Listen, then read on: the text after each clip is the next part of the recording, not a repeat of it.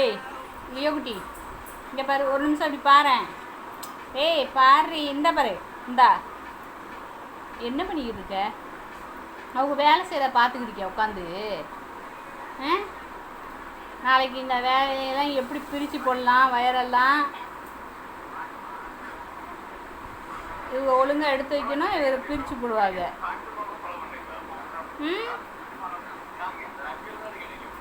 அப்படியே பார்த்துக்கிட்டே உட்காந்துருக்க லியோ.